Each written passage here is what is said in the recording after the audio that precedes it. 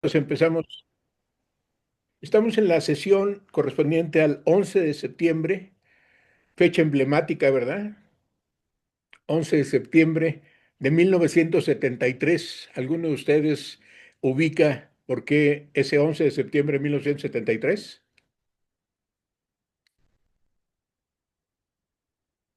No, profesor, disculpe mi ignorancia. No, quería solamente sino confirmar. El 11 de septiembre de 1973 empezó un golpe de Estado auspiciado por la CIA, por la Agencia Central de Inteligencia de los Estados Unidos, el gobierno de Reagan, de Ronald Reagan, y contra el gobierno legítimamente constituido en Chile, en la República de Chile, por el doctor Salvador Allende. 11 de septiembre de 1973. Estamos recordando una fecha que nos duele a los que somos suficientemente viejos para haberlo vivido y que también resulta importante y curiosamente coincide con ese otro de septiembre al que todos ustedes seguramente eso sí lo tienen muy presente, ¿verdad? El de las Torres Gemelas. Sí, sí, doctor, justo estoy viendo, porque vea que empecé a leer justo Bien, y, bien. y, y, y estoy viendo la fecha y qué bobo. Hace 15 días, pero justo arranca así. Mañana del 11 de septiembre de 1973. Ese 11 de septiembre que es memorable. Ya más adelante, cuando tengan oportunidad, en mi canal de YouTube, está mi nombre, Braulio Ornedo, hay un video fijo a la entrada que es del 13 de septiembre de 1973. En realidad es una digitalización de una película. En aquel entonces, en esos años, los videos no eran tan populares ni tan accesibles, sino que fue grabado con una cámara de Super 8 y después se transcribió. Pero bueno, vamos a empezar, vamos a aprovechar el tiempo porque el ejercicio que les quiero proponer es el siguiente. Ustedes han oído hablar de la cartilla moral de Alfonso Reyes. Así es. Bien, Alfonso Reyes, entre otras 219 libros que le tenemos identificado hasta la fecha, y que la mitad de ellos, esto es 96, están recogidos en los 26 tomos de las obras completas. El Fondo de Cultura Económica empezó en los años 50, en 1955, si no recuerdo mal, la edición de las obras completas. Alfonso Reyes todavía estaba vivo y él alcanzó a cuidar hasta el tomo 10. A partir del tomo 11 hasta el tomo 26 se tardó el Fondo de Cultura Económica 40 años en terminar esta publicación. No les voy a decir porque el chiste es que ustedes identifiquen dónde está, pero sobre todo quiero pedirles que le pregunten, más aún que acribillen al chatbot alfonsoreyes.morelos.gov.mx. A ver, ya está llegando alguien más. Para...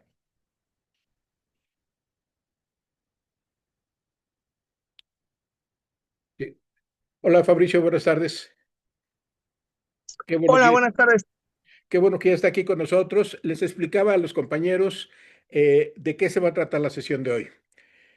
Hoy, 11 de septiembre de 2025, recordábamos al principio, a ver, compañero Posas, comparta de nuevo lo que nos acaba de mostrar.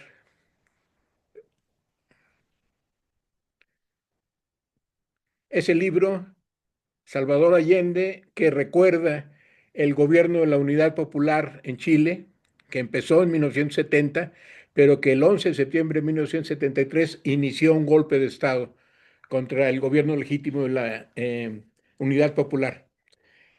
Hay otro 11 de septiembre, que ese sí está muy cacareado por los medios y muy recordado por quienes propiciaron aquel golpe de Estado de 1973 por la CIA, que hasta donde algunos apuntan, parece que también tuvo que ver en el atentado de las Torres Gemelas. Pero bueno, no es nuestro tema el día de hoy, sino compartir una reflexión a la que nos invitó Alfonso Reyes en los años 40. No voy a decir más, porque una de las preguntas que quiero pedirles que ustedes respondan a partir de su interacción con el chatbot es ¿cuándo fue escrita? A ver, les propongo la siguiente pregunta. Ustedes ya saben que el prompt, o la pregunta que le hacemos a un sistema de inteligencia artificial, pues dependiendo de la pregunta, depende la respuesta que podemos obtener. Entonces, la pregunta en términos generales que yo quiero pedirles que realicen es ¿cuándo, cuándo, qué fecha y en qué condiciones escribió usted, Alfonso Reyes, las obras completas? ¿Sí? Ustedes pueden variar esa pregunta como quieran, pueden ser más incisivos, pueden pedirle más detalles, pero en principio se va a tratar de que encontremos en qué circunstancias fue escrito las obras completas. Para eso, perdón, la cartilla moral. Para eso les decía, vamos a hacer como entrada una,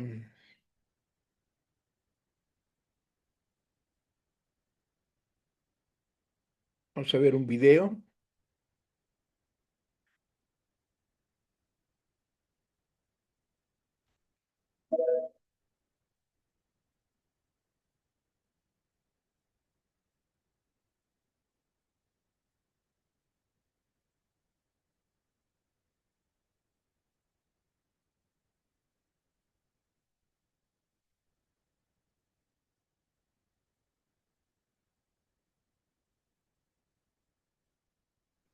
A ver, ¿me pueden confirmar, por favor, si se está compartiendo? No, aún no. ¿No lo pueden ver? Esta generación del Ateneo y al... No, aún no lo se ve. A ver, algo Se me está escucha, fallando pero no se entonces a ve. mí en compartirlo.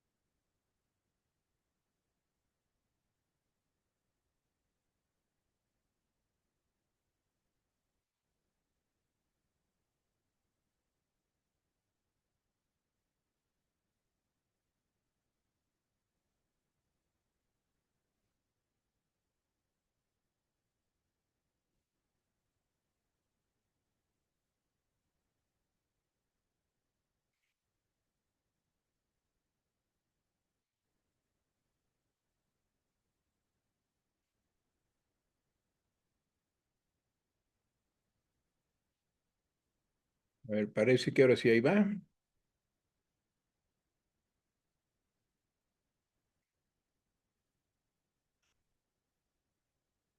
A ver, ahora sí, ¿me confirman si se ve y se escucha, por favor? Se ve la pantalla en negro, pero bueno, de su, como su escritorio, pero ¿Eh? ya iba, creo. Ya iba. Dale.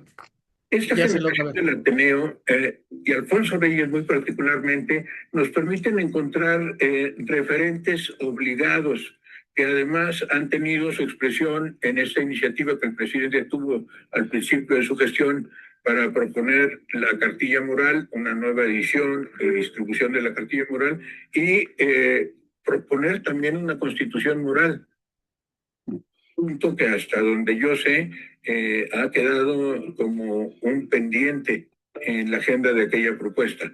Se ha hecho desde luego un esfuerzo importante de poner en 20 puntos una guía ética para la transformación de México como continuación, como complemento, como respuesta de la cartilla moral. Sin embargo, el papel de la cartilla moral va mucho más allá. No es que Reyes se haya ocupado del humanismo solamente en la cartilla moral. Al contrario, podríamos afirmar que las 13.404 páginas que suman los 26 tomos de las obras completas de Alfonso Reyes no se ocupan de otra cosa que no sea temas humanísticos. Que no sean temas humanísticos desde diferentes perspectivas, particular desde una perspectiva que nos interesa. ¿Existe un humanismo mexicano? ¿Podemos los mexicanos pensar en cómo ser provechosamente humanistas? Alfonso Reyes nos da una respuesta. Para ser provechosamente nacionales hay que saber ser generosa, apasionadamente universales. Esta condición de universalidad es precisamente saber dar cuenta de todos los temas, de aquellos temas que nos interesan, desde luego no de todos, nadie es capaz de reproducir la totalidad del conocimiento. Quizá Wikipedia pueda ser un acercamiento hacia ese viejo afán de la humanidad, pero sí podemos hablar de que Alfonso Reyes tiene a lo largo de su obra ocuparse del humanismo, hacer ver cómo del estudio de la tradición grecolatina que antes veíamos durante la Edad Media, se crea un salto histórico durante el Renacimiento que permite el que sea el pensamiento humanista el que se ocupe también de la educación, y ya no sea el monopolio total de la Iglesia, que ha sido a partir del monasterio primero y a partir de la escolástica, esta intención de conciliar la razón con la divinidad, con el pensamiento teológico. Monástica y escolástica son los antecedentes de nuestro interés por la educación, y particularmente son los antecedentes de la escuela. La escolástica lo anuncia en su propio nombre como un condensarse en la escuela. Sí hay un pensamiento humanista mexicano, y podemos encontrar un referente valioso de estudiar por su amplitud. Podemos abrevar en el pensamiento de Reyes en diferentes enfoques, en diferentes temas, para diferentes edades, me atrevería a decir. Existe un Alfonso Reyes para cada uno de nosotros. La cartilla moral es un buen acercamiento hacia el pensamiento de Alfonso Reyes. Sin embargo, es difícil enfrentarnos a 26 tomos de las obras completas. Mucho más difícil es que logremos reunirlas, y todavía más difícil es el que podamos leerlas. ¿Dónde vamos a sacar tiempo, espacio, dinero y dedicación para tarea tan titánica? Hay un Alfonso Reyes para cada uno de nosotros. La intención de algunos proyectos que están vigentes, el de Adolfo Castañón en Alfonso Reyes en una nuez, el proyecto del oráculo alfonsino, apuntan hacia facilitarle al lector las condiciones para leer, no tener que perderse en el enorme océano de la literatura alfonsina, como dice Octavio Paz de la obra de Alfonso Reyes. Dice Paz: la obra de Reyes no es una obra, es toda una literatura. Efectivamente, es toda una literatura que en los géneros, en los temas, en los enfoques, en los estilos, nos va revelando la palabra y el pensamiento de un humanista mexicano ejemplar. No es el único, porque humanista para Alfonso Reyes es aquel que sabe ocuparse en sus saberes y en sus acciones, que no somos centro de la creación, no somos sino parte, somos la naturaleza, somos el propio ser en el mundo que Alfonso Reyes, con su ejemplo, nos ha permitido encontrar como referente. Celebro mucho que el gobierno de la 4T haya tenido este atrevimiento de impulsar la cartilla moral de Alfonso Reyes, y que esta invitación no se quede ahí, no se quede trunca, que sea un seguir invitando. Leer Alfonso Reyes es leer lo mexicano y leerlo provechosamente, que como humanistas podemos ser mexicanos. Ser provechosamente nacional, nos invita Reyes a reflexionarlo, supone ser generosa, apasionadamente universales. El ocuparnos de Grecia, el ocuparnos de James Joyce, el ocuparnos de Shakespeare, el ocuparnos de Nezahualcóyotl, el ocuparnos de todo aquello que pensamos que con nuestro trabajo va a servir para los otros, esa es la actitud humanista. No hace falta en nuestros días, en la actualidad, no hace falta tener una disciplina, decir que si soy filósofo soy humanista, o si soy historiador soy humanista, o si soy poeta, peor aún, soy humanista. No es una escuela, no va uno a obtener el grado de humanista a las universidades. Se es humanista como una actitud ante la vida, se es humanista como una postura moral ante los demás. si es humanista con un compromiso social.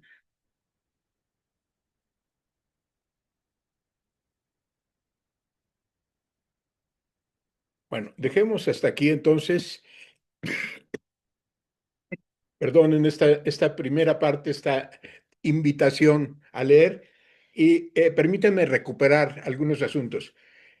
26 tomos de las obras completas de Alfonso Reyes intimidan hasta el más valiente de los lectores. ¿Sí? Pueden ustedes imaginarse metro y medio de estantería, algo así como cerca de 5 kilos de papel impreso, que nos llevaría muchos años seguramente poder leer. Y esto, como decía José Emilio Pacheco, el haber publicado a Alfonso Reyes en unas obras completas fue una especie de sarcófago. Lo enterramos porque ¿quién demonios va a tener el dinero, el tiempo, la curiosidad para conseguir todos estos tomos? Sin embargo, lo interesante del asunto, bienvenida Ana, qué bueno que ya está aquí con nosotros. Estamos haciendo un ejercicio que le pido se incorpore y poco a poco vamos a identificar. Yo sé que usted es del grupo de Illich, pero a continuación ligaremos una y otra temática. Estamos ahora hablando de Alfonso Reyes. Les pasé un video previamente de una entrevista que me hicieron, un fragmento en realidad de una entrevista que me hicieron en el canal de Sin Censura, en el canal de Vicente Serrano, este periodista que es particularmente crítico y activo, muy vinculado con el movimiento migrante. Él mismo ha sido migrante una buena parte de su vida. Pero el punto entonces ahora, a continuación, es cómo le hago para identificar que de entre ese mar, de entre ese enorme cantidad de libros, 219 libros, 13.404 páginas, los 26 tomos de las obras completas, cerca de 5.000 páginas, los 7 tomos del diario, poco menos de 2.000 los dos gruesos volúmenes de obra diplomática. Esto es el libro que recoge los trabajos que Alfonso Reyes tuvo a lo largo de su vida como diplomático, algunos de ellos muy interesantes. Les pongo el ejemplo, en 1929, Alfonso Reyes era embajador de México en Argentina. Y unos años después, un año después de su llegada a Argentina, le mandan de la Cancillería de México una petición. El presidente era el general Plutarco Elías Calles, interinamente debido al asesinato de Álvaro Obregón, que era el presidente electo. Entonces le piden a Alfonso Reyes que cambie e ir de la Argentina hacia Brasil. La esposa de Reyes como decimos ahora, se saca de onda enormemente y se saca de onda con sobrada razón. Cuando ellos llegan, cuando la familia Reyes Mota llegan a la Argentina, la Embajada de México era un desastre. Las cortinas rasgadas, las alfombras manchadas, las paredes despintadas. Y el buen de don Alfonso dedica parte de su dinero, de su sueldo, a reparar la embajada. Y cuando ya estaba quedando más o menos bien, pues le comunican que se tiene que ir al Brasil, que se tiene que ir. En aquel entonces la capital todavía era Río de Janeiro. Se tiene que ir a Río como embajador de México en Brasil. ¿Saben ustedes quién era el embajador al que va a sustituir a Alfonso Reyes? Un ingeniero militar, ¿No se general, apellida Martínez? No me perdón. acuerdo el nombre. ¿No es Gonzalo Martínez o algo así, no? No, es alguien que les va a caer seguramente de sorpresa y que va a encadenar una serie de historias de Alfonso Reyes con el Brasil y de Alfonso Reyes con México. El ingeniero, licenciado y general Se llamaba Pascual Ortiz Rubio. ¿Y saben por qué lo llaman de Brasil a México? A ver la suspicacia histórica. Plutarco También Elías. iba para perfilado a la presidencia, ¿no? Efectivamente, era el dedazo de Plutarco Elías Calles para dejarlo como sucesor ante el asesinato, ante el magnicidio que se había cometido contra Álvaro Obregón, cuando Álvaro Obregón, contraviniendo los principios de la revolución en la que él participó activamente como militar, pues se había reelegido con un periodo intermedio. Fue cuidadoso, al final de su primer mandato hizo una reforma constitucional en donde la no reelección se volvía reelección posible, no sucesiva. Esto es, tenía que pasar un sexenio, tenía que pasar un cuatrienio, todavía no eran sexenios en ese momento, hasta el gobierno del general Cárdenas se convierten en sexenios los periodos presidenciales. Bien, entonces, Alfonso Reyes, vean ustedes la jugada geopolítica que sucede. Alfonso Reyes estaba en la Argentina y se va a Brasil. En Brasil, el embajador era Pascual Ortiz Rubio, que el general Calles manda a llamar para que sea su tapado. Ni tan tapado porque claramente fue de inmediato movido. El contexto lo explica. Estábamos en una situación de un interinato de Calles a quien muchos no veían con buenos ojos y que todo parecía ser que era una estratagema para él a su vez reelegirse. Se cuenta, algún historiador, Ricardo Pérez Monfort, cuenta que cuando Pascual Ortiz Rubio es elegido como presidente y pasa a ocupar la residencia en el castillo de Chapultepec, hasta Los Pinos, quiero decir, hasta Cárdenas, se cambia la residencia oficial a Los Pinos, a eso que ahora es un conjunto cultural. Y sucede que Pascual Ortiz Rubio ya está viviendo en el castillo de Chapultepec y la anécdota dice lo siguiente: un mexicano ingenioso fue a pintar en la barda de Chapultepec una leyenda que se empezó a reproducir en otros lugares. Ya veo que ya se la sabe. Y la leyenda decía: aquí vive el presidente, pero el que manda vive enfrente. Porque Plutarco Elías Calles tenía su casa precisamente en la colonia Anzures, enfrente del bosque de Chapultepec. Entonces, bueno, ya saben que los mexicanos somos buenos para identificar la coyuntura y sacar el lado eh, de las burlas veras, ¿no? Sí, ahí vivía el presidente, pero el que mandaba vivía enfrente. No solamente fue Pascual Ortiz Rubio, cuando muere Álvaro Obregón, cuando es asesinado Álvaro Obregón, entra al quite un presidente interino, provisional. En realidad era el término que se utilizaba por un decreto del Senado, Abelardo L. Rodríguez. Y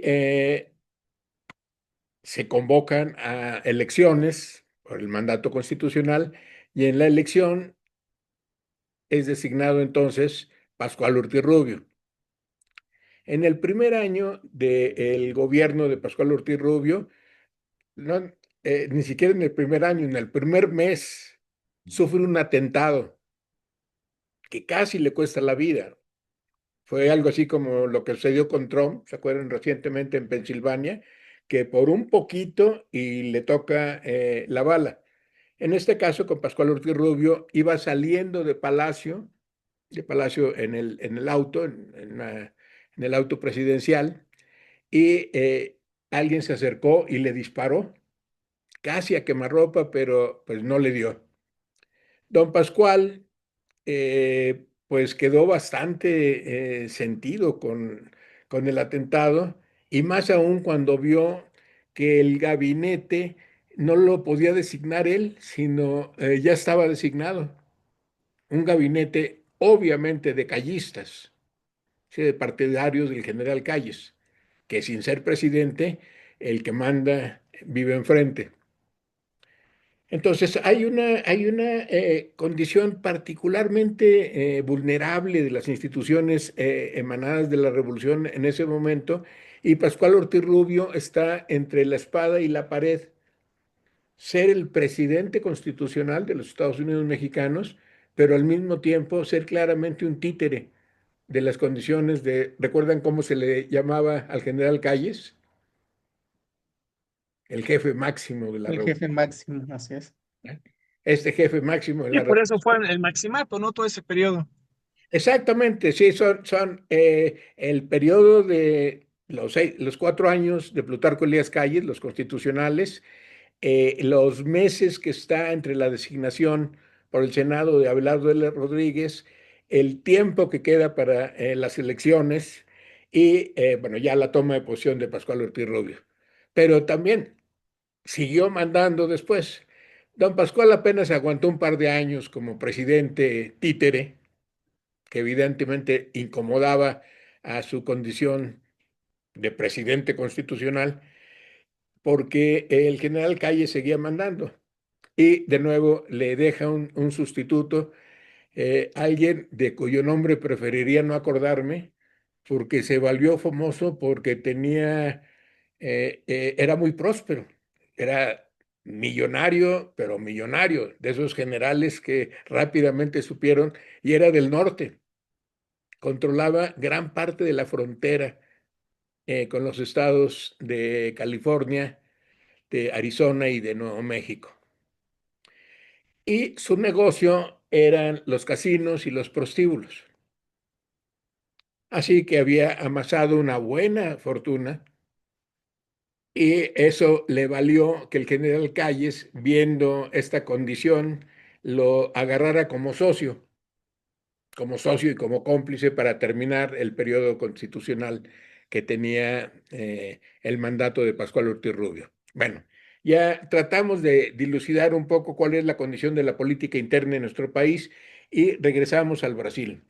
En Brasil llega Alfonso Reyes, eh, con la condición que les contaba antes. La embajada estaba hecha un desastre, la embajada de Argentina, él de su dinero y a regañadientes, porque su esposa le decía: no hagas eso, Alfonso, no hagas eso, te estás gastando el dinero que necesitamos nosotros para vivir, para comer, para que el niño, ya no tan niño, su hijo, el doctor Alfonso Reyes Mota, que estudiaba medicina en ese entonces en la Argentina, en Buenos Aires, en la Universidad de Buenos Aires, y que pues tiene que dejar truncos también su inicio de la carrera como médico. Ahí tienen al trío de la familia Reyes Mota en Brasil. Y en Brasil sucede una cosa para Ripley, y que no es muy conocida. De hecho, desde un punto de vista moral conservador, es bastante controvertible, porque don Alfonso, con 47 años, y qué bueno que está Ana para darnos una perspectiva crítica y de reflexión sobre el hecho. Alfonso Reyes, a sus 47 años, se enamora perdidamente de una brasileña, veinteañera. Entonces se podrán, bueno, glosa al margen, quien en esas condiciones en Brasil y ante una mujer brasileña que tan bien ganada fama tienen de ser hermosas, bueno, don Alfonso cayó redondito, pero redondito así, y se volvió la comidilla del cuerpo diplomático en el Brasil. Todos los otros embajadores decían: ah, mira, ya viste que don Alfonso anda. Y total, se hace el chisme grande. Su señora, doña Manuela Mota de Reyes, cuando se da cuenta, que ya lo sabía, Reyes era de alguna manera, pues dice la propia Manuela Mota, era muy dado a conocer, apreciar y venerar la belleza, entre otras bellezas, la belleza femenina. No era el primer caso en que don Alfonso Reyes se enamoraba. En la Argentina había tenido pues como un acercamiento, una especie de desliz que no sabemos bien a bien hasta dónde fue, porque en su diario ni en su correspondencia podemos indagar mucho. Se cuidaba bien don Alfonso embajador. Tuvo algún acercamiento con Victoria Ocampo. ¿Alguno de ustedes ubica a Victoria Ocampo? Una mujer argentina muy rica, que era mecenas de escritores y de pintores, de artistas argentinos, entre otros de Jorge Luis Borges. Jorge Luis Borges, 10 años menor que Alfonso Reyes, solía asistir a unas comidas que organizaba el embajador Reyes los domingos en la Embajada de México en Buenos Aires. Regresamos a ese periodo en Buenos Aires. Bien, damos nuevamente el brinco, estamos en Brasil, Alfonso Reyes, su mujer y su hijo. Su mujer le dice, Alfonsito, es para mí muy vergonzoso estar viviendo esta situación, así que yo me voy a México. Y doña Manuela se viene a México. El hijo, Alfonso Reyes Mota, quien también se da cuenta de la situación, evidentemente ya era un joven veinteañero, pero le dice a su papá, oye papá, yo creo que yo mejor me regreso a Buenos Aires a terminar la carrera de medicina allá. De tal manera que Alfonso Reyes se queda solito en Río de Janeiro y el romance dura pues hasta donde se puede indagar, conjeturar por las condiciones del diario, por las notas de la prensa en el Brasil, que ahí les recomiendo mucho a Regina Crespo, una investigadora del Colegio de México que ha profundizado en la estancia de Alfonso Reyes en el Brasil. Regina Crespo es una mujer muy notable, investigadora durante mucho tiempo, y en YouTube pueden encontrar una entrevista, un par de entrevistas y algunas conferencias que ella ha dado, en particular sobre este punto. Bien, don Alfonso Reyes se queda entonces no solo, sino bien acompañado, y en esas condiciones se detona en nuestro Alfonso Reyes un periodo de una profunda inspiración lírica. Les voy a compartir un fragmentito de uno de la veintena de poemas que escribió entonces Reyes en esta condición. Un poco para bajarlo del pedestal, vamos, Reyes, un hombre mayor, casi cincuentón, enamorado de una jovencita y que no lo oculta, que es de dominio público y que se vuelve una condición para él, una especie de acicate para su producción lírica. Dice así, el poema se llama Salambó, Salambona, y alude a una novela de un decenio antes que había escrito Flaubert, Gustave Flaubert, que se llama así, Salambó. Y es una novela histórica que da cuenta de una reina de Cartago. Ustedes recuerdan las guerras púnicas entre la Roma imperial ya y el reino de Cartago. Bueno, Salambó es en la imaginación de Flaubert, una reina guerrera, muy hermosa, pero muy fiera también. O sea, que comandaba los ejércitos de Cartago contra los romanos. Vale el antecedente para explicar el contenido. Salambó también hace alusión a una figura bíblica. ¿Ustedes recuerdan los últimos años del rey David? ¿Qué pasaba en los últimos años? Si no mal recuerdo, él empezó ya a perder un poco la cordura. Perdió la cordura, pero no la sensibilidad, Ujú, ujú. porque Con le su... acercaron a una jovencita para que durmiera con él, para que lo cuidara, para que durmiera con él, y eso aparentemente al rey David pues le reavivó y le prolongó durante un tiempo la vida. a pesar de que estaba muy enfermo, a pesar de que era ya alguien bien entrado en años, pero valen estas dos anécdotas como referencias para explicarnos el contexto en el que se escribe este poema. Les voy a compartir un fragmento, es un poema muy largo y ya me dirán ustedes su apreciación sobre el mismo. Ay, Salambó, Salambona, ya probé de tu persona. ¿Y sabes a lo que sabes? Sabes a piña y a miel. Sabes a vino de dátiles, a naranja y a clavel. A canela y azafrán. A cacao y a café. A perejil y tomillo. Higo blando y dura nuez. Sabes a hierba mojada, cortada el amanecer. Sabes a todos los sueños que a nadie le confesé. Sabes a lo que sabía la infancia que se me fue.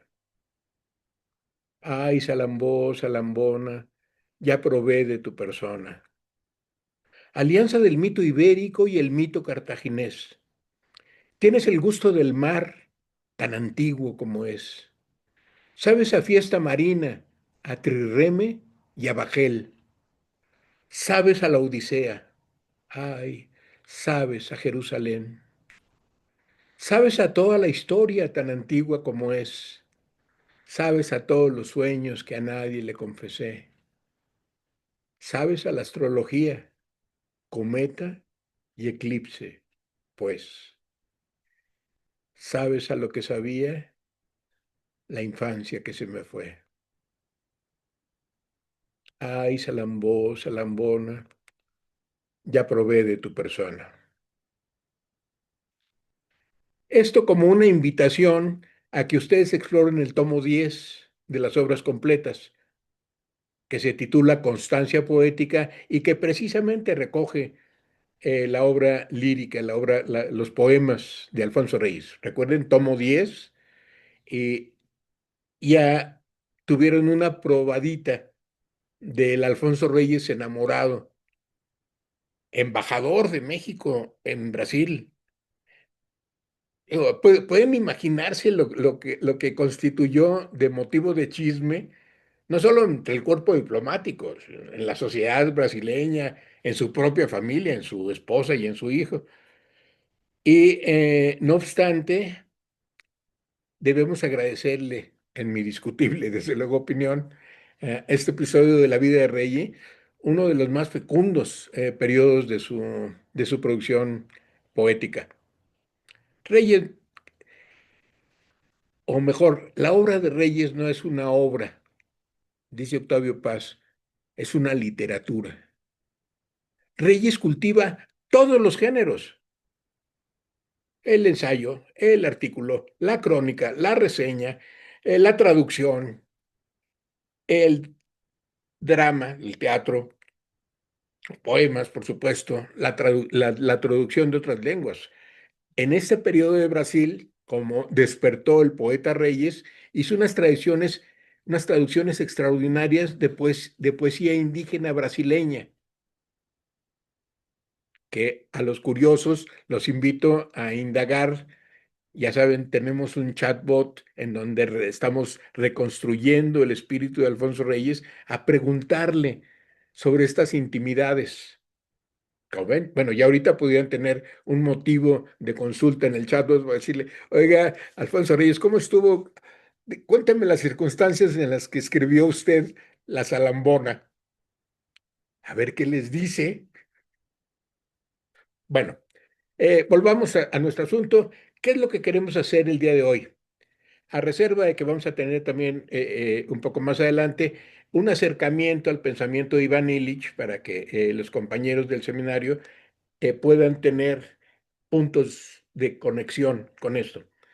Ya saben ustedes, tenemos un sitio web que es el alfonsoreyesmorelos.gov.mx, está en el chat de nuestra sesión. Tenemos otro sitio web que es www.alfonsoreyes.com www.alfonsoreyes.org.mx. Ya se los puse en el chat también. Y de una vez les completo, tenemos un tercer sitio web para nuestro seminario, para consulta de nuestro seminario. Perdón, que es la Cátedra Alfonso Reyes en Cuernavaca. La dirección, el URL de este sitio web ya está también en nuestro, es www.catedrareyes.org. En alfonsoreyes.org.mx, si quieren lo exploramos hace rato, igual que en ivanilich.org.mx, lo transcribo en nuestro chat.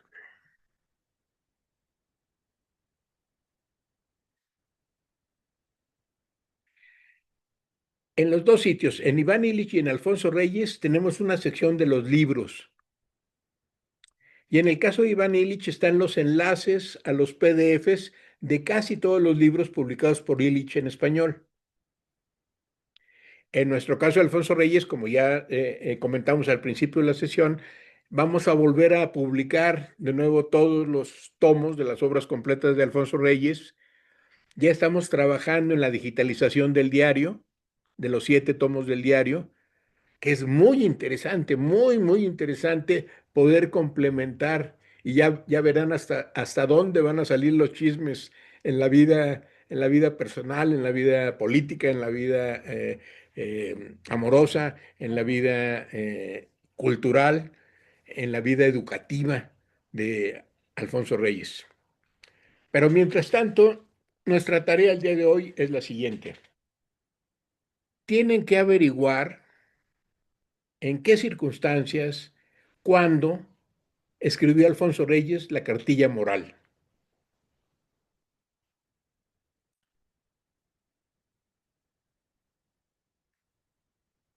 Y algo que no les va a responder por lo pronto en nuestro chatbot, pero eso se los adelanto porque es tarea paralela a este ejercicio, es que identifiquen ustedes en qué tomo de las obras completas está publicada la cartilla moral. ¿Sí? Entonces, a ver, tenemos alfonsoreyes.morelos.gov.mx, que es la dirección de del oráculo alfonsino.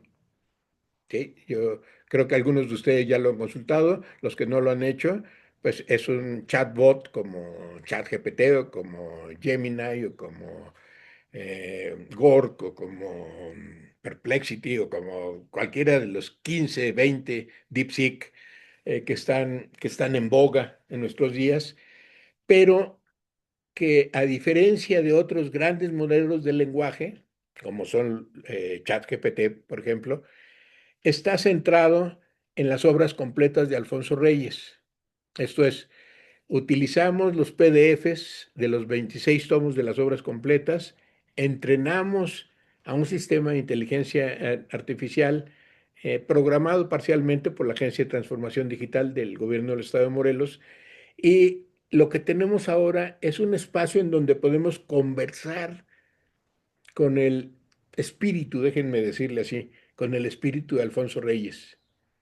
En este momento no le pueden hacer preguntas que sí le podríamos hacer a una base de datos relacional, a una base de datos normal, digamos.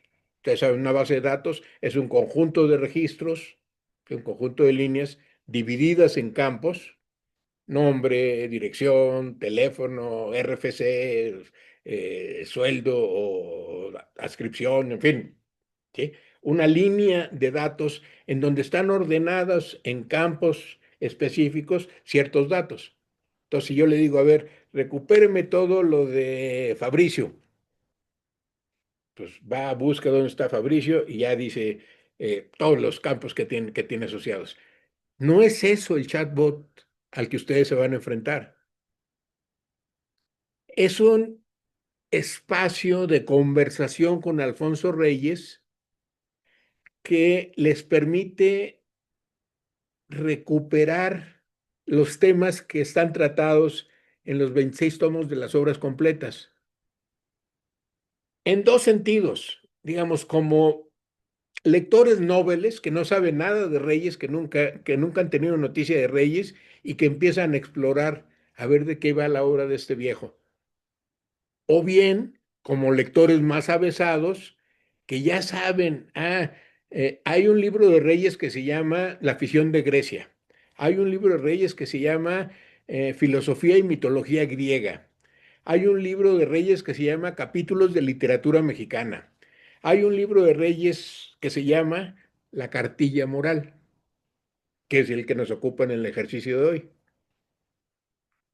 Eh, para las siguientes sesiones, yo les quiero pedir que en alfonsoreyes.org.mx entren a la sección de las obras completas y lean los 26 índices, no los 26 tomos, nada más los 26 índices. Y vayan palomeando, vayan señalando aquello que les resulte de interés. Por ejemplo, en el tomo 22 hay un ensayo enigmático que se titula nada menos que La poética de José Martí a la luz de la mecánica cuántica.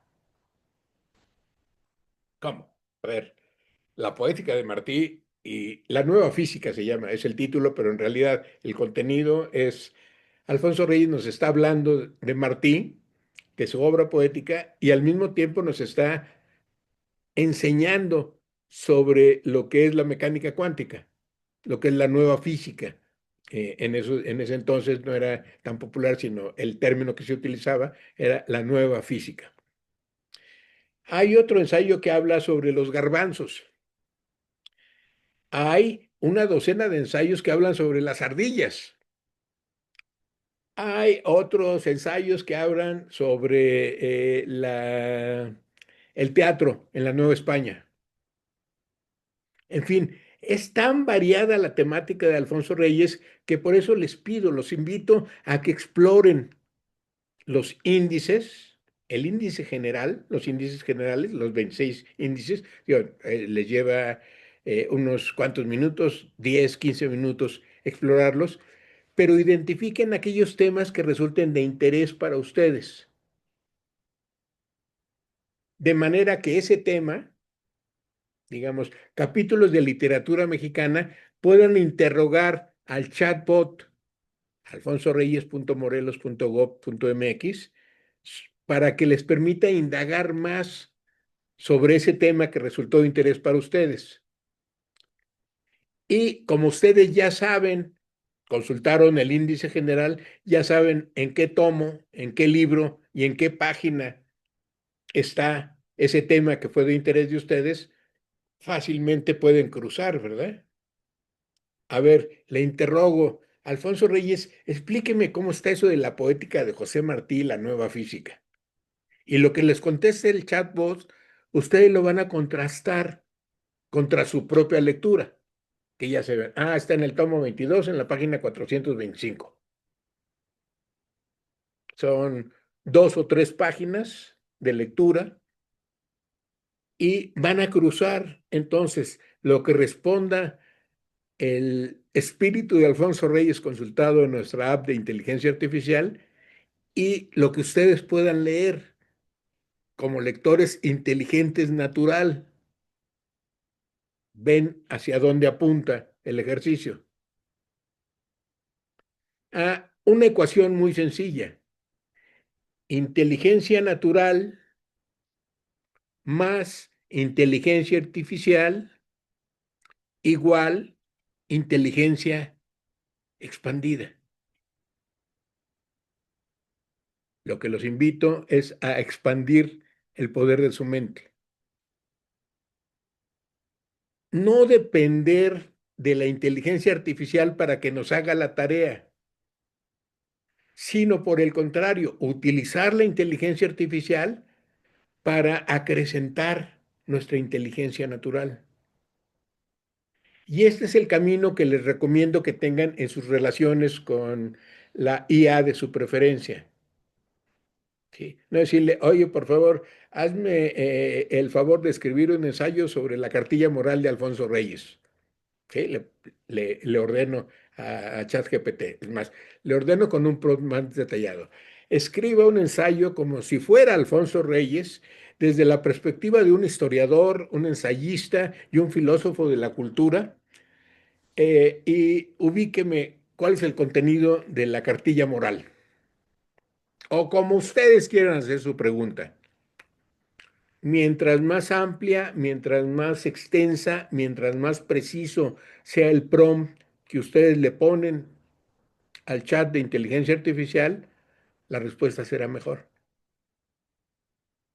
Y particularmente con el oráculo alfonsino. Mientras más específica, más detallada, más precisa sea su pregunta al oráculo, la respuesta que van a tener es evidentemente mejor, más completa, más precisa. En este momento, en nuestro oráculo alfonsino, no es posible recuperar eso que les está respondiendo las fuentes específicas.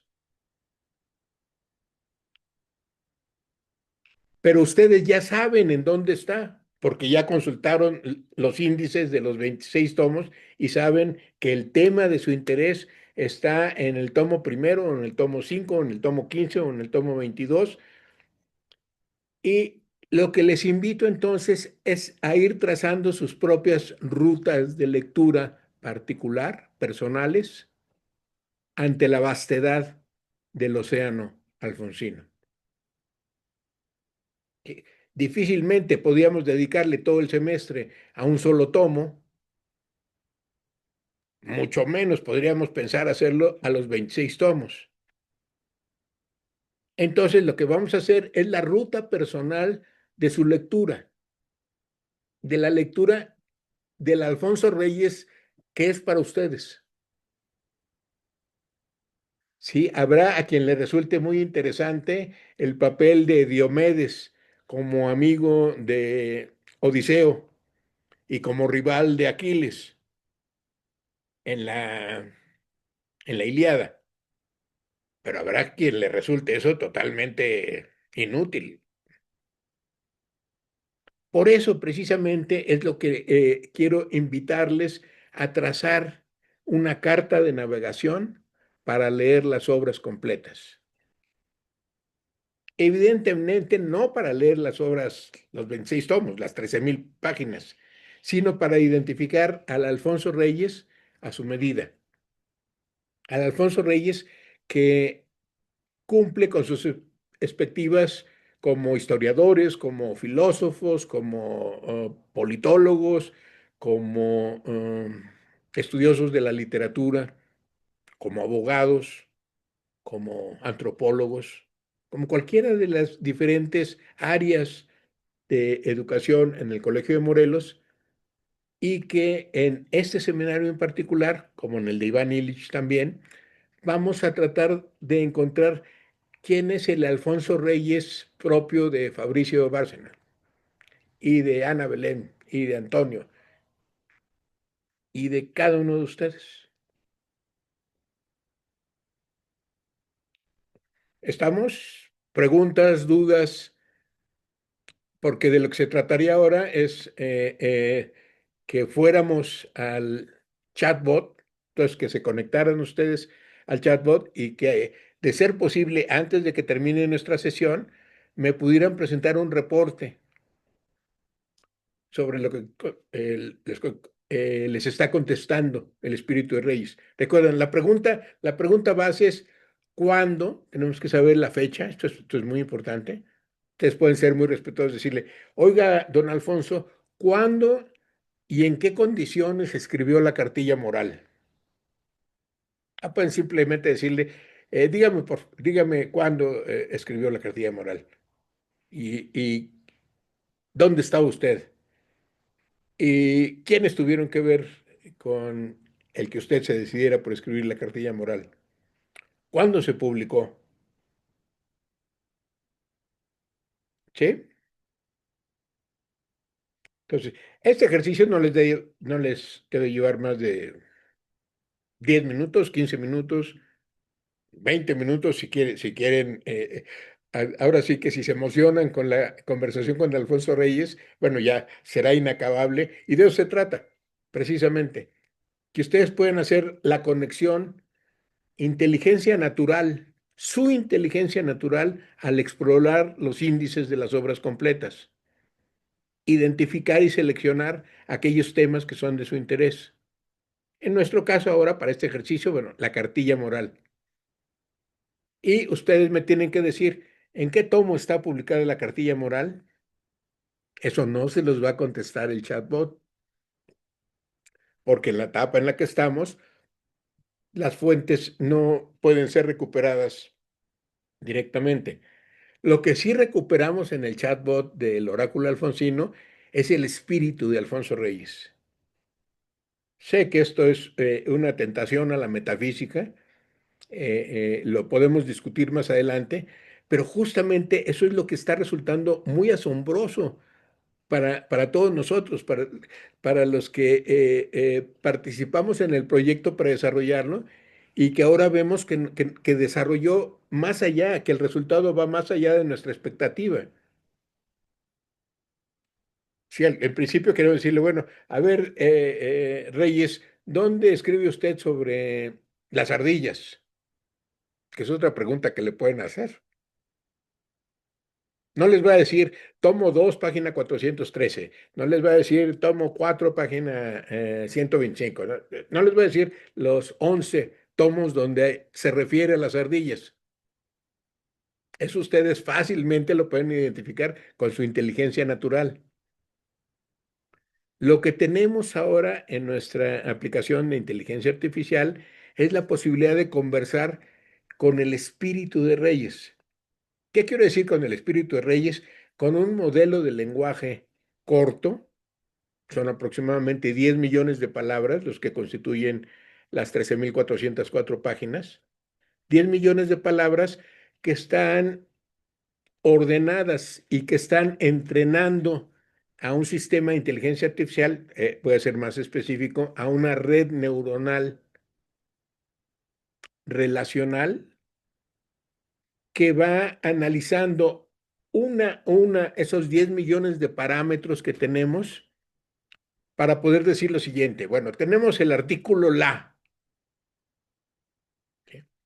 ¿Qué es lo que sigue después de la? Imagínense que ustedes están escribiendo en su teléfono y ¿qué les sugiere como la siguiente palabra? La niña, la señora, la dama, la tapa, la Ilíada. La Ilíada, esa conexión entre esas dos palabras, tiene una mayor probabilidad de recurrencia en los 10 millones de palabras que la niña, que la tapa o que la señora, que también tendrán una cierta probabilidad. El modelo de lenguaje que hemos desarrollado es un modelo matemático estocástico. No se asusten ante la palabreja. Estocástico no quiere decir otra cosa nada más que estadístico probabilístico. Donde hace es estudiar las conexiones entre las palabras y calibrarlas a partir de la frecuencia de su vinculación de una palabra con otra. El chiste de los modelos de lenguaje, desde sus inicios en los años 80 del siglo pasado, 81, en los 90 y los demás, las primeras redes neuronales artificiales, RNA, redes neuronales artificiales de la protointeligencia artificial, antes de 2023, ChatGPT, que lo cambia todo. Hasta antes de ese momento, no teníamos manera de conversar de forma abierta, con toda la ambigüedad del lenguaje, con un chat, en un chat bot, que eran muy específicos. O sea, había aplicaciones para diagnóstico médico, había aplicaciones para diseño aeronáutico, había aplicaciones para mecánica de fluidos, había aplicaciones para muchos temas, pero eran solamente de una sola aplicación, de una sola forma de aplicarlo. Los modelos de lenguaje actuales, en particular nuestro modelo de lenguaje para el oráculo alfonsino, pues es chiquitito. Tiene 10 millones de palabras. La primera versión de Chat GPT, la versión 3, para ser más preciso, ya tenía 175.000 millones de parámetros. 175.000 millones de parámetros. Como ven ustedes, nuestro modelo de lenguaje de 10 millones, pues no es nada ante las posibilidades que tiene un LLM, un modelo amplio, un modelo extendido del lenguaje, Large Language Model. Un LLM, y ese es el chiste de nuestro oráculo, nuestros 10 millones de palabras, que son muy precisas, que son específicamente cómo escribía Reyes, cuál era el estilo de Reyes, y eso es a lo que me refiero con el espíritu de Alfonso Reyes. Lo que tenemos capturado es el estilo de expresión en el lenguaje de Alfonso Reyes. De ahí que las respuestas que ustedes pueden tener es como si estuviéramos conversando con el autor, como si pudiéramos tener una plática y vean ustedes la maravilla de la ocasión. Ustedes lo pueden hacer en cualquier momento. Este seminario servirá para encaminar una conversación permanente con Alfonso Reyes. Y si ustedes están en su doctorado en historia o están haciendo su maestría en antropología o están haciendo su doctorado en filosofía, pues tendrán la oportunidad de tener a un sabio consejero permanentemente a su disposición. Entonces, ¿hay alguna duda sobre el ejercicio? No, profesor, ninguna, al menos de mi parte. Ana, Antonio, Fabricio. No, No, igual, no, creo que el es su dato ya lo cartera. tengo de en qué están publicadas y el antecedente. ¿Qué? Sí, ya lo tengo. Entonces, Igual, a igual ver, yo. entonces, la cartilla moral, ¿cuándo se escribió? ¿En qué condiciones? ¿Por qué se decidió a escribirla? ¿Cuál es Ah, el bueno, ya contenido? el contexto todavía no, pero ya los datos ya más o menos se van. Se van Órale. armando. Muy bien, entonces, me van avisando, me van diciendo cuando ya tienen algo para que lo puedan leer, digo, que ustedes mismos nos puedan enunciar el resultado de su conversación con Reyes.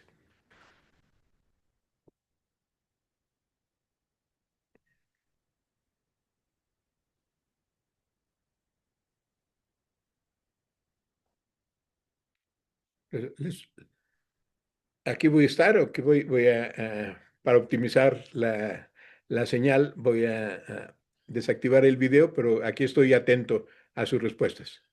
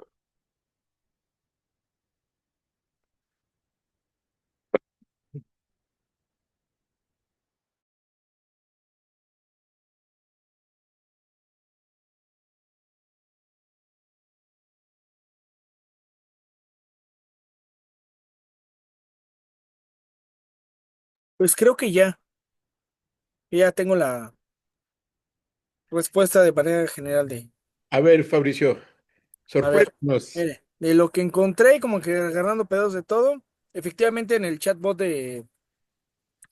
no te da la respuesta, Ajá, eh, pero te dice que, bueno, ya como que sumando de todo, intentando organizar, este texto fue escrito a petición de Jaime Torres Bodet y correcto.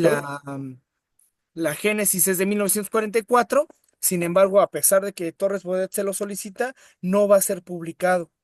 Van a transcurrir Es- 8 años y va a Ajá, aparecer no de manera independiente, sino como parte de las obras completas, es decir, hasta 1952. Es decir, no circula de manera sola hasta, bueno, no sé si hay ediciones intermedias, pero al menos con Obrador, pues ya circulaba solito el texto, ¿no? Ya no en un paquete de obras completas. Sí, Fabricio, Eh, buena observación. y Los invito a indagar. Hasta la fecha van 7 ediciones de la cartilla moral. mira, Siete ahí ediciones a lo largo del tiempo. Una en particular puede ser de interés para alguno de ustedes, muy particularmente ahora que es el centenario de Rosario Castellanos, porque Gastón García Cantú era el director del Instituto Indigenista y Rosario Castellanos, de 19 años, era la asistente cercana del director. Gastón García Cantú y Rosario Castellanos van a visitar a Alfonso Reyes a la Capilla Alfonsina y le piden permiso para editar la cartilla moral, pero para comunidades indígenas.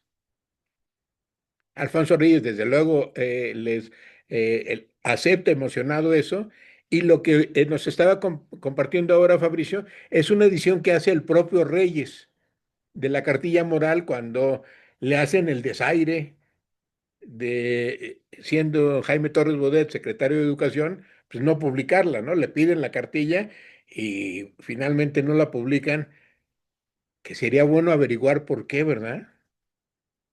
¿Por qué Torres Bodet se lo pide y luego le hace el feo a Reyes no publicándola?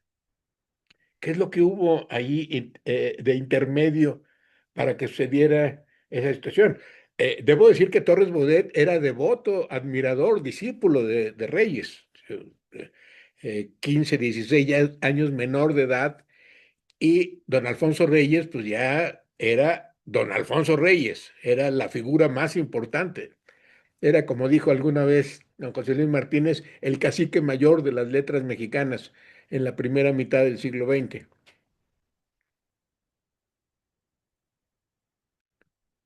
Entonces, como dice ese comediante, pregúntele, pregúntame, pregúntenle, indaguen, vayan, traten de establecer esta conversación hasta donde su imaginación se los permita.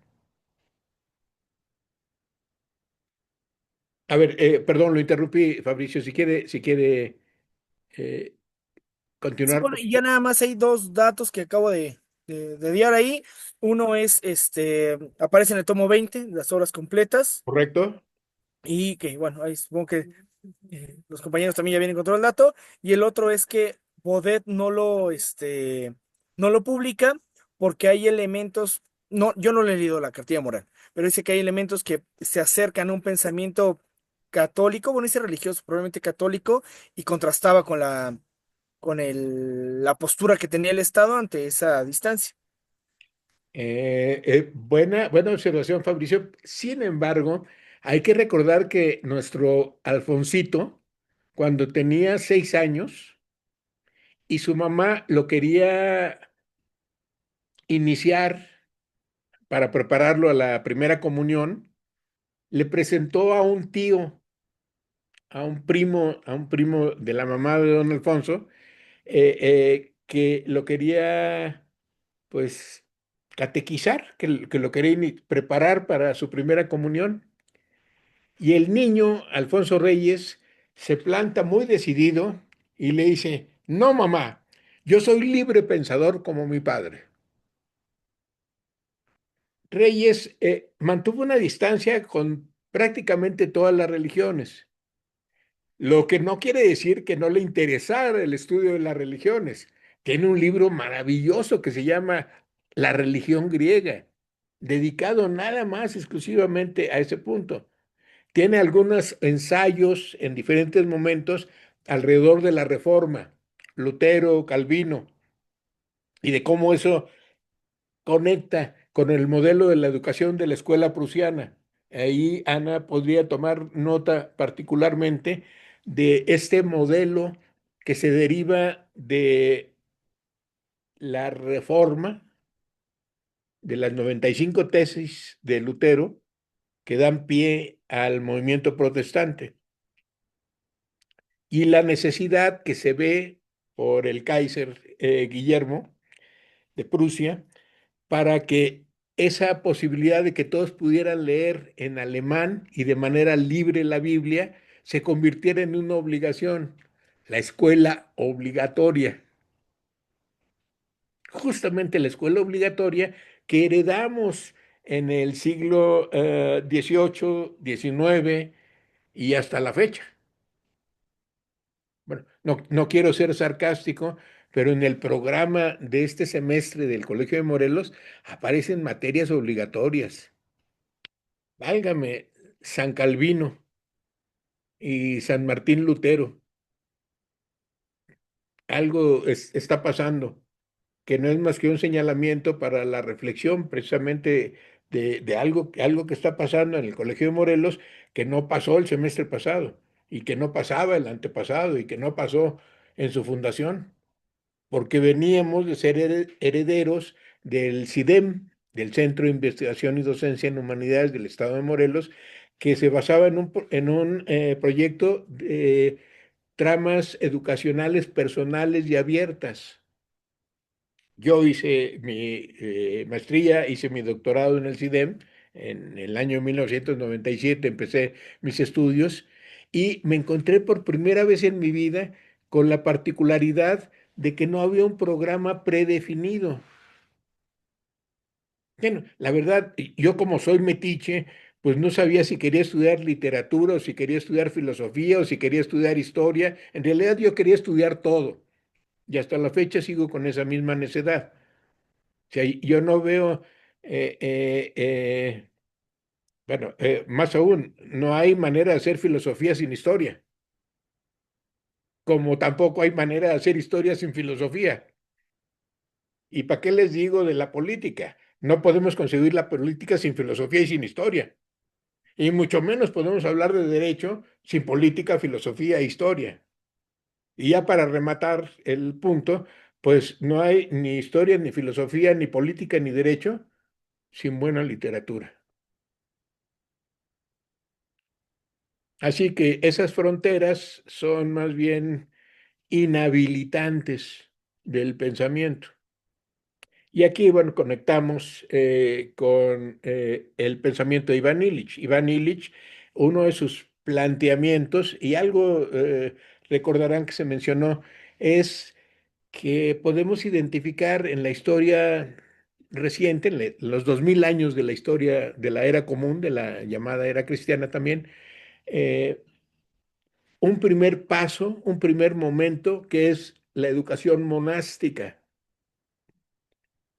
un segundo momento que es la educación escolástica, en la que todavía estamos en sus postrimerías. ¿Qué es la educación monástica? En los inicios del cristianismo, en los primeros años, en los primeros siglos de la era común, eh, empezaron a surgir ciertos grupos que decidían retirarse de la vida y encerrarse en un monasterio, ¿sí? No tener contacto con el exterior, sino para aquello mínimo indispensable y tener, en cambio, una rica vida al interior, el monasterio. Casi nadie sabía leer, pero los pocos que sabían leer leían en voz alta para que los que no sabían leer pudieran escuchar la lectura. ¿Cuál era el propósito del monasterio? Estudiar la palabra de Dios. Mediante esta técnica, la lectura de los pocos que lo sabían hacer, la reproducción de textos de manera manual y confinación, la confinación, el separarse del mundo, el monasterio. La escolástica, en cambio, es la evolución del monasterio hacia abrirlo. Ya no nos separamos del mundo exterior, sino que por el contrario tenemos una función de catequizar el mundo exterior. Esto está muy presente en el espíritu de la conquista. La España imperial de los reyes católicos, Fernando e Isabel, después de su hija Juana y el primer Felipe, después particularmente con el segundo Felipe, con Felipe II, y ya no se diga el tercero efímero y el cuarto cuestionable, para no decir nefasto, pero este era el espíritu escolástico es aquel que dice, tenemos que conquistarlos para salvar sus almas, ¿no? Tenemos que sojuzgarlos para hacerlos cercanos, para hacerlos hijos de Dios, de nuestro Dios, de la versión del Dios eurocéntrico, judeocristiano, que era el propósito, digamos, uno de los propósitos centrales de los movimientos de conquista, de las conquistas imperiales que hasta la fecha siguen vigentes. El modelo monástico, el modelo escolástico, tienen un apunte hacia lo que Iván Illich llamó el fin de la era escolar o la desescolarización de la sociedad. La desescolarización de la sociedad apunta a ese maravilloso paisaje que nos presenta Fabricio a sus espaldas, la cultura libresca, la cultura donde yo soy el sujeto que determina qué es lo que quiero aprender. No espero que otro me diga qué es lo que tengo que saber para ser filósofo o político o historiador o médico o cualquier otra cosa. Lo que está vigente en la mayoría de nuestras universidades. Y en esta parcialización del conocimiento, que es dividir ciencias por un lado, humanidades por otro lado. Y yo estudio ciencias porque soy muy bueno para las matemáticas y yo estudio filosofía porque no quiero tener nada que ver con las matemáticas, o historia, o antropología, o cosas así, ¿no? Y ya saben, es esta parcialización que lo que ha hecho, pues es dificultar el aprendizaje contra el modelo de la libertad de la lectura. Yo, lector, digo que lo que tengo atrás de mí es mi universidad y que mi formación universitaria está dada por las lecturas que son de mi interés. Claro, con el apoyo de otros, con el apoyo de asesores, de tutores, de quien nos escucha, quien nos orienta, quien nos guía, quien nos echa la mano para entender conceptos y poder expresarlos de manera oral y escrita. Pero lo central es el sujeto que aprende. Lo más importante es el aprendizaje. La enseñanza es un complemento. Mejor aún, la enseñanza debiera darse solo por demanda. Yo tengo mi tema de investigación y mi tema de investigación me lleva a que tengo que tomar de aquí y de allá, de la filosofía, de la política, de la historia, de la medicina, de las matemáticas, de la física, de la cocina, de la gastronomía, de todo aquello que sirva para mi proyecto de investigación, bienvenido. En contraparte, todo aquello que estorba a mi proyecto de investigación, apartados los tibios. Muy bien, sí, sí, quiere continuar, compañero Gustavo Posas. Sí, sí, sí, sí. Compartirles, fíjense que el año pasado, en diciembre del 24, con varios pensadores de Latinoamérica, hicimos por ahí una pequeña obra que habla precisamente sobre educación y pedagogía en México y América Latina. Lo publicó la Universidad del Estado de Morelos. Pero ahí hay un capítulo con mi compañera, la doctora Janet Burillón. Ella escribe sobre precisamente la cartilla moral de don Alfonso Reyes Heroles. Y Alfonso Reyes Ochoa. sí, sí es cierto. Y pues no, no, pero hace un análisis, sí es cierto, perdón, hace un análisis y lo creo prudente de las circunstancias en las que precisamente él va, le surge el encargo y va redactando esto. Y Ujú. pues ella nos va relatando, dice, bueno, don Alfonso estaba allá en en el estallido de la Primera Guerra Mundial, está en Francia.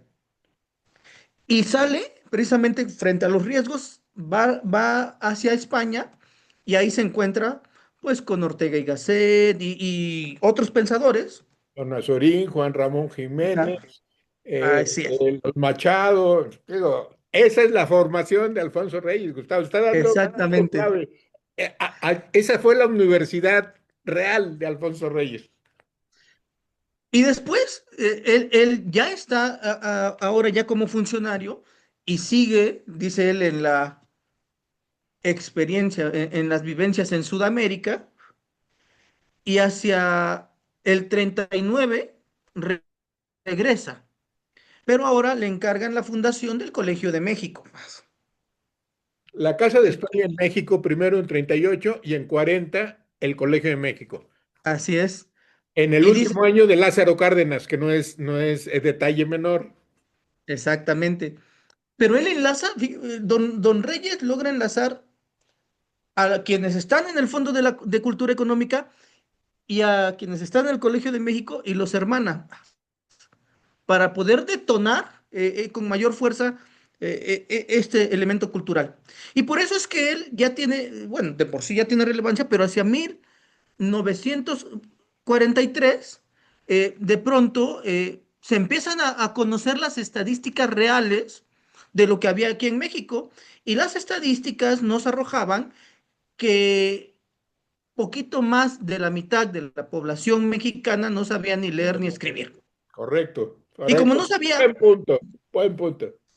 y como no sabía ni leer ni escribir, pues entonces hacia agosto de 1944 el presidente Ávila Camacho dice, bueno, pues entonces voy a promulgar una norma que nos ayude a paliar esta situación y se publica la ley de emergencia por medio de la cual se establece la campaña nacional contra el analfabetismo. Y ahora sí es cuando don Jaime Torres Bodet le manda a elaborar la cartilla moral. Pero, de hecho, también ahí en la obra que les relataba, abordamos a Jaime Torres Bodet en otro pequeño capítulo. Sí. Este lo creamos ahí yo discutía que de pronto en las universidades se suele enseñar mucho de los pensadores mundiales de los grandes pensadores mundiales, pero yo les explicaba a los compañeros cuando concebíamos la obra que lo que pretendíamos o el espíritu era conjuntar a los pequeños pensadores locales.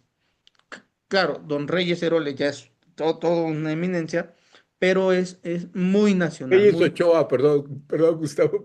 Sí, perdón, se me va. Además, Entonces, se explica, Jesús Reyes Heroles, un, eh, un sí, pensador bien interesante. De hecho, sí, seguramente uno de los más destacados priistas en la historia del priismo en México. Digo, que no ha habido muchos, pero don Jesús tiene un librito en 2 tomos, La historia del liberalismo en México, que es una joya. Pero bueno, nuestro autor es Reyes Ochoa. sí, Alfonso sí. Reyes Ochoa. Entiendo la natural confusión. Sí, justo porque estaba leyendo un poco de historia del Dice priismo Heroles. y se me... Pero este es el espacio en donde don Alfonso Reyes está generando esta cartilla moral, un poquito.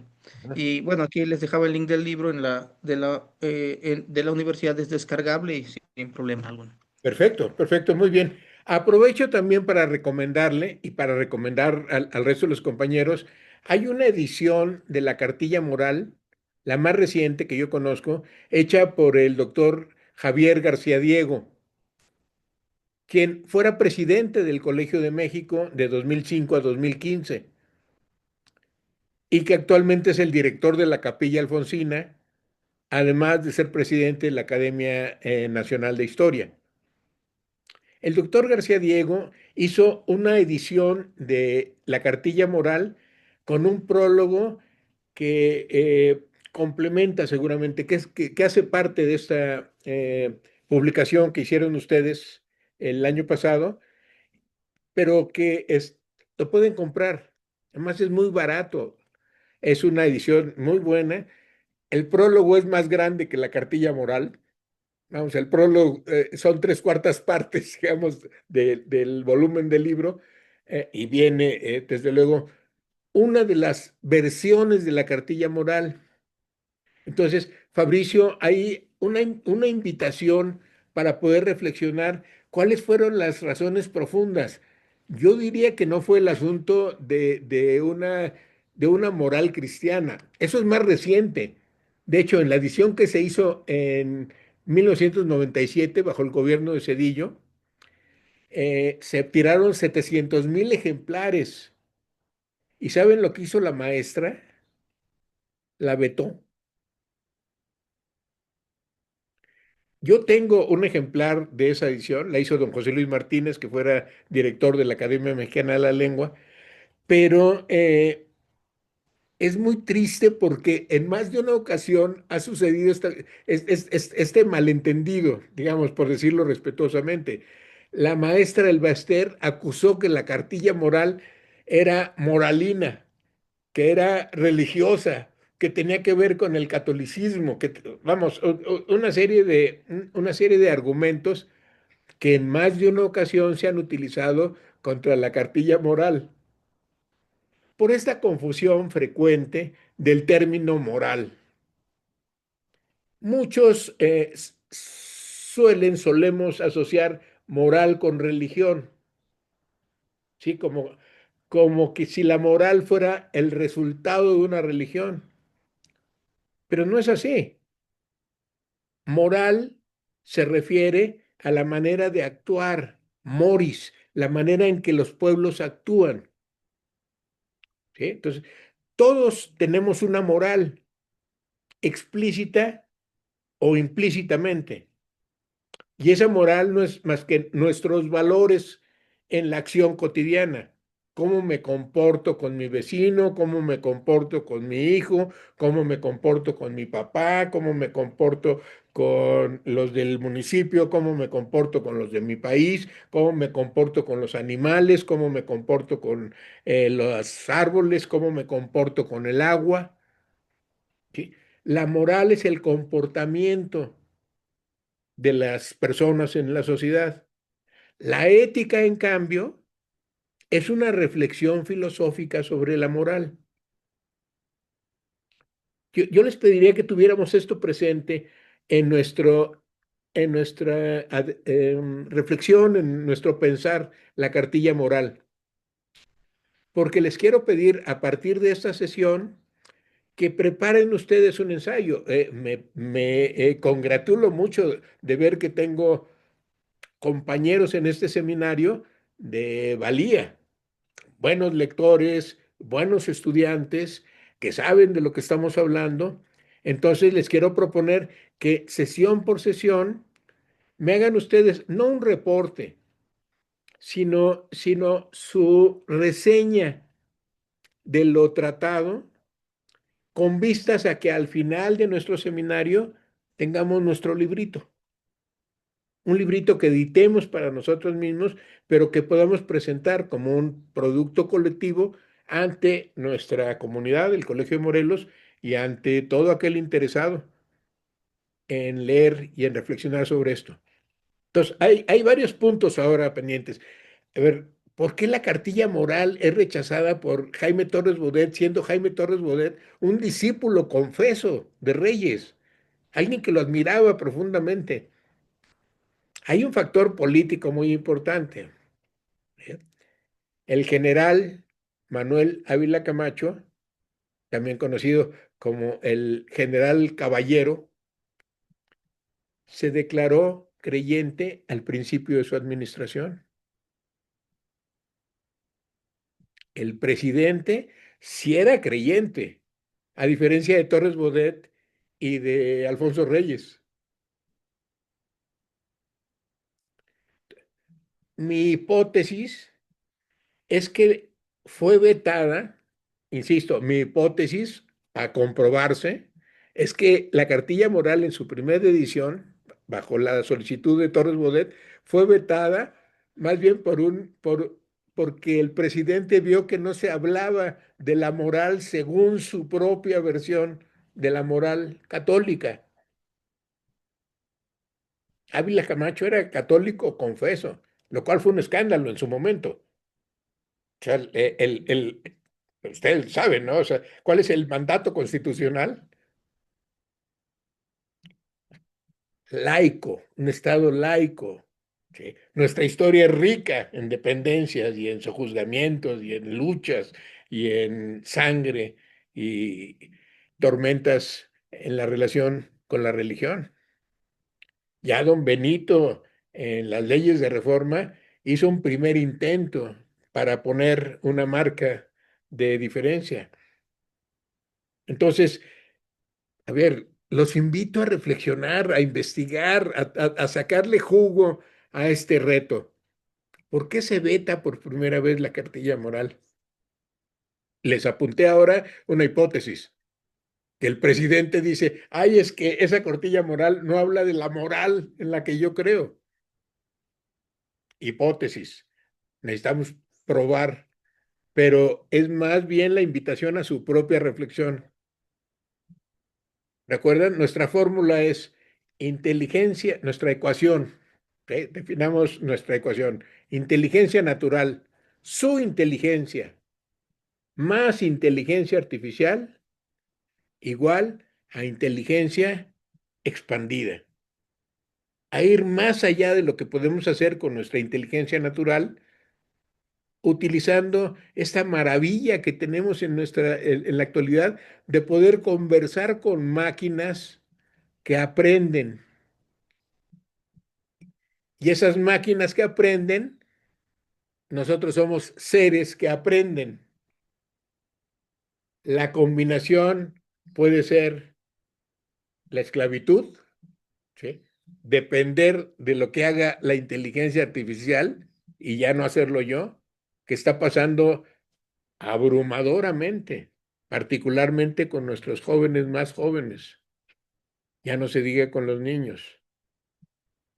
Entonces, lo interesante para nosotros es estimular nuestra mente, nuestra inteligencia natural. Lo que importa en la ecuación es la inteligencia natural. La inteligencia natural, después del igual, expandida, con la ayuda del segundo elemento, el segundo factor en la sumatoria, la inteligencia artificial. ¿Ven? Es la inteligencia natural por encima, la inteligencia artificial por abajo, no al revés, sino poder expandir nuestras propias capacidades de aprendizaje con máquinas que aprenden. Y lo más interesante de todos es que nuestro chatbot, el oráculo alfonsino, está aprendiendo con sus propias preguntas. Que el trabajo que estamos haciendo es de apoyo para su investigación y a su vez sus preguntas son de apoyo para nuestro modelo del lenguaje. Ganar, ganar. Todos ganan en esta relación. Y no hay, desde esta perspectiva, no hay que temer a la inteligencia artificial. Desde la otra perspectiva, sí hay que temerle y mucho, porque lo que podemos empezar a ver Déjense los desplazamientos laborales, déjense que los médicos, los abogados, los historiadores, los arquitectos van a tener que encontrar nueva chamba o nueva manera de hacer su chamba, mejor dicho.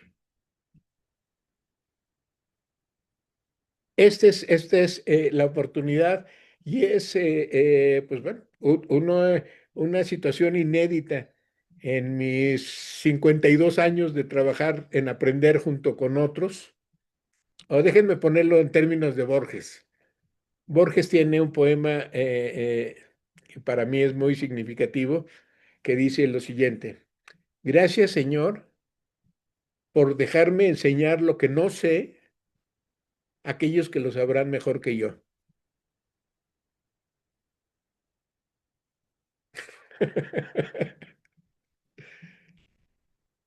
Ya saben cuál es su tarea. Esa es la tarea del discípulo, superar al maestro. Esa es la tarea del estudiante que está comprometido consigo mismo, porque ese compromiso es un compromiso moral. Nuestra manera de actuar es aprender y nuestra manera de aprender es servir a los demás. Ese es el humanismo mexicano. Ese es el humanismo en la perspectiva de Alfonso Reyes, Andrenio o los perfiles del hombre, se llama el libro. Díganme en qué tomo está. Y lean la primera página porque se anticipó como 50 años a los primeros indicios de humanismo mexicano como se utiliza en la actualidad.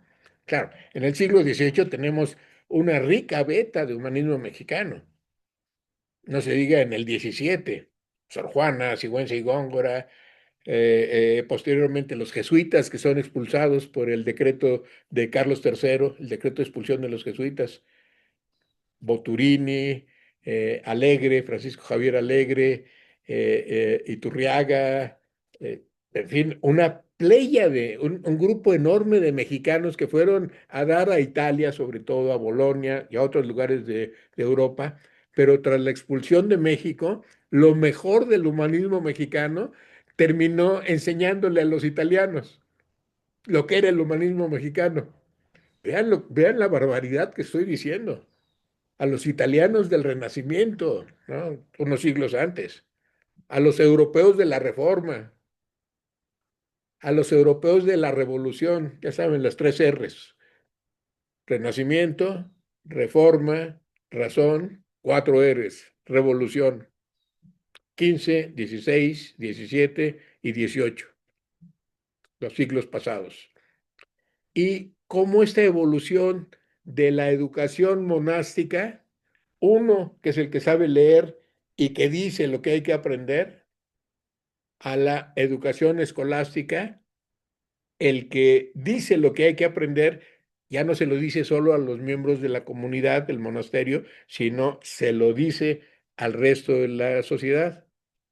Y el que dice que sabe, o el que propone mejor, que hay que leer la Biblia de manera libre, no con intermediarios, no con el sacerdote de por medio, sino en la propia lengua, en el propio contexto y con la libertad de interpretarla como cada quien quiera y pueda.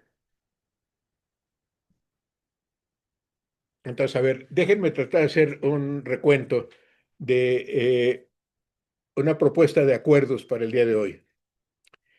Una, vamos a tratar de demostrar que nuestra ecuación en este seminario funciona. Inteligencia natural, ¿en dónde está centrada la inteligencia natural para nuestro caso? Explorar 26 índices de 26 tomos, identificar cuáles temas son de interés personal para cada uno de ustedes en relación sobre todo de su proyecto de investigación. El sentido, el propósito de este seminario es apoyar su trabajo de investigación. Es como podemos encontrar en un autor como Alfonso Reyes elementos que coadyuven a su propio trabajo personal. Vamos a utilizar entonces estos factores, inteligencia natural, inteligencia artificial igual inteligencia expandida, para explorar una vasta obra, una obra titánica que llevaría muchos años poder ir desglosando, poder ir desgranando los diferentes temas, los diferentes géneros, los diferentes enfoques que Alfonso Reyes le dio a lo largo de su vida y encontrar al Reyes historiador, encontrar al Reyes filósofo, encontrar al Reyes político, encontrar al Reyes educador, encontrar al Reyes poeta, encontrar al Reyes humanista. Andrenio, les recuerdo, Andrenio o los perfiles del hombre. Ese libro es clave en la comprensión de nuestra temática general. Ahí está una Igual está en el tomo definición. 20. Igual Tomo está en el 20. Muy, 20. muy bien. Bien hecho, Fabricio. En resumidas cuentas, lo que dice en Andrenio en los perfiles del hombre, Alfonso Reyes, es ser humanista, es poner todos mis saberes y toda mi experiencia al servicio del otro. Así de sencillito.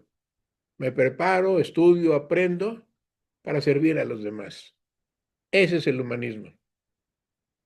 De eso se trata en la vieja tradición del humanismo. Y para eso, pues no hace falta ser historiador o filósofo o antropólogo o politólogo.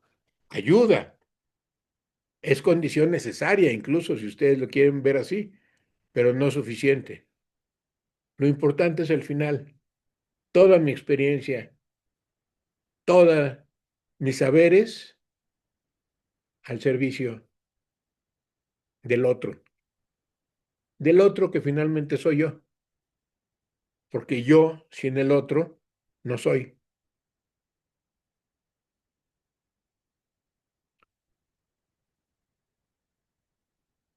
Siguiente punto de acuerdo. Les solicito encarecidamente que escriban su experiencia de esta sesión. Media cuartilla, 5 cuartillas, 20 cuartillas, lo que ustedes quieran, pero háganlo ahorita lo más pronto posible, de manera que para la siguiente puedan tenerla ahí disponible y podamos compartirla, podamos empezar a cruzar esto para responder a la pregunta, ¿por qué se vetó la primera edición de la cartilla moral? ¿Por qué en esa condición de maestro-discípulo, Alfonso Reyes, Jaime Torres Bodet? Claro, Jaime Torres Bodet era el secretario de Educación. Alfonso Reyes ya no estaba ni en el servicio exterior, ya tenía, bueno, era presidente del Colegio de México, que no es poca cosa, y ahí de nuevo, toda una beta. ¿Qué significa el Colegio de México en relación con el Colegio de Morelos?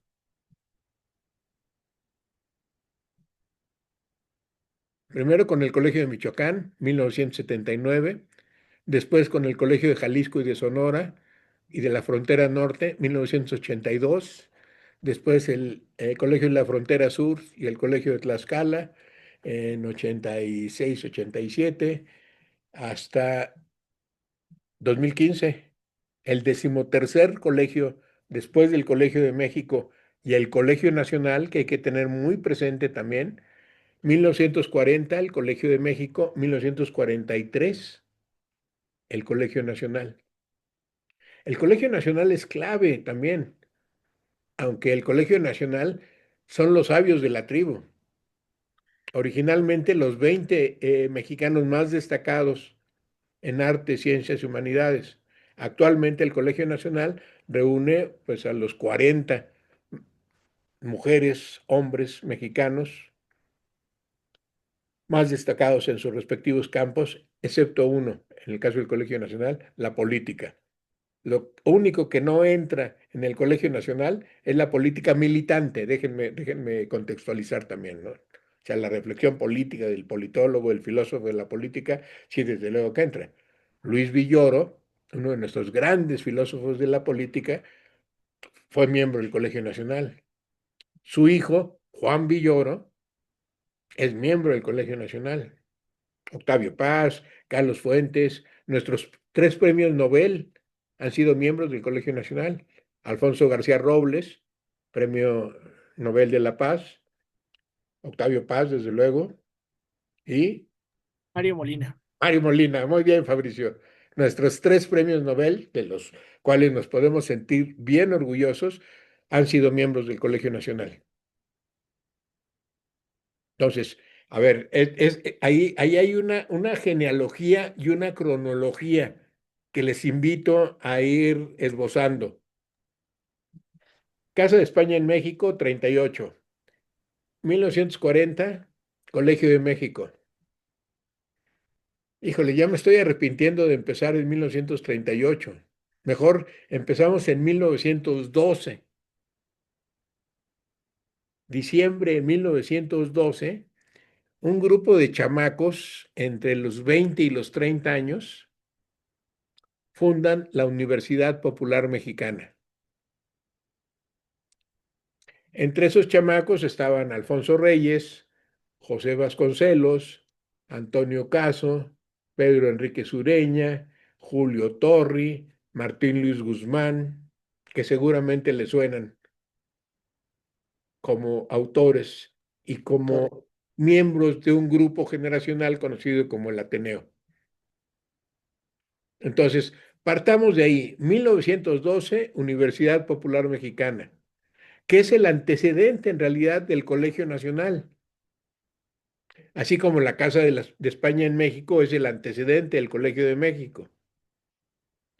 Y después, bueno, se van desprendiendo a la provincia, don Luis González y González, discípulo de Alfonso Reyes, discípulo de Daniel Cosío Villegas, discípulo de Silvio Zavala, funda en 79 el primer colegio estatal, el Colegio de Michoacán.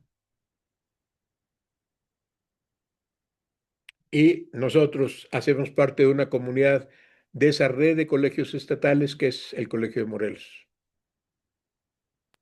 Pero a nosotros vino don Ricardo Guerra cuando era todavía el CIDEM. Exactamente, 1994, 26 de enero de 1994. No tengo que recordarles qué pasó ese 1994, ¿verdad? Nos amanecimos con el EZLN ese año. Y ese año también, miren, justamente, y ese mes de enero se funda el CIDEM, que duró hasta 2015, cuando se funda el Colegio de Morelos. Desafortunadamente, y esta ha sido una verdadera tragedia en la historia de nuestra institución, desvinculando el CIDEM del Colegio de Morelos. O sea, fue verdaderamente un atropello a la historia del exgobernador Graco Ramírez, que por un pleito laboral, decidió extinguir el CIDEM desvinculándolo del Colegio de Morelos. Lo cual, pues bueno, si a quién renuncia a sus raíces, quién pisotea sus propias raíces, nuestros políticos, y en proyectos educativos tan nobles como en el que estamos actualmente. El Colegio de Morelos es digno heredero. Hasta ahora, vean ustedes, dos rectores después, dos administraciones después, podemos decir ya claramente con orgullo que el Colegio de Morelos tiene un antecedente, y además un antecedente extraordinario, el CIDEM. Como el CIDEM tiene un antecedente extraordinario en Morelos también, el CIDOC, 1966-1976, Centro Intercultural de Documentación fundado por Iván Illich. Y el CIDOC, pues imagínense nada más, en el CIDOC concurría lo más granado del pensamiento crítico en la segunda mitad del siglo XX. Por ahí pasó Paulo Freire, por ahí pasó Eric Fromm, por ahí pasó Peter Berger, por ahí pasó Camilo Torres, el colombiano, sociólogo, doctor en sociología por Lovaina, y que tendría un trágico fin unos años después. Por ahí pasó Luis Uniquel, que entonces era presidente del Colegio de México, Ramón Chirao, maravilloso filósofo, poeta, que asistía, que fue amigo personal del propio Iván Illich, del CIDOC. Entonces, como ven, tenemos una parentalia, como se llama otro de los libros de Alfonso Reyes, tenemos una parentalia institucional, unos padres, unos abuelos, unos bisabuelos, unos tatarabuelos extraordinarios, donde se entreteje José Vasconcelos, Alfonso Reyes, Iván Illich, Ricardo Guerra, Octavio Rodríguez Araujo, que fue uno de mis maestros y que es uno de los politólogos más destacados en la historia reciente de nuestro país. En fin, eh, somos herederos de una tradición del pensamiento y reconocer en dónde estamos parados, reconocer cuáles las raíces que nos alimentan, es el primer paso en la conformación de espíritus críticos, libres y humanistas. Pues,